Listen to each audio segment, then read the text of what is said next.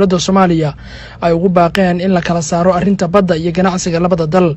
Kenya waxay xanibaadda dhinaca jaadka ee saaran u aragtaa in dowladda Soomaaliya ay shuruud uga dhigayso muranka badda ee kala dhaxeeya waddankaasi. Isagoo ka hadlayay xiriirka xun ee labada dhinac ayuu rajo xumo ka muujiyay in Soomaaliya ay dib u furto qaadkii uga imaan jiray Kenya.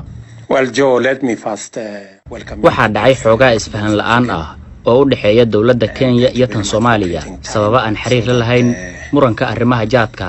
waad ogtahay arrimaha la xiriira xuduudda ay maxkamad noo geeyeen. sida awgeed waxay isku dayayaan inay naga xiraan suuqa jaadka si ay shuruud uga dhigaan muranka xuduudda ee nagala dhaxeeya.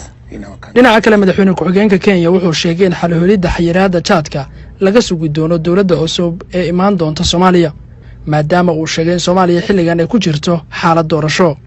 waxaa ku soo wajahan doorasho.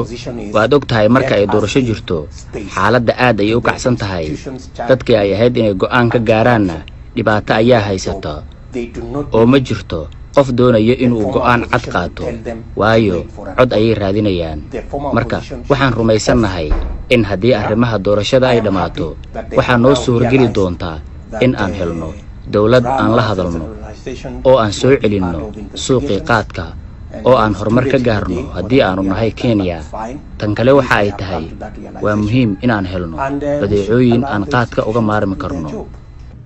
William Ruto wuxuu dhanka kale sheegay in dalka Ingiriiska ay qayb ahaan ku guuleysteen inay ka helaan suuq weyn oo dhinaca qaadka. caqabadu waxay tahay tan aan haatan kala kulmayno dhanka Soomaaliya oo ah suuqii qaadka ee ugu weynaa.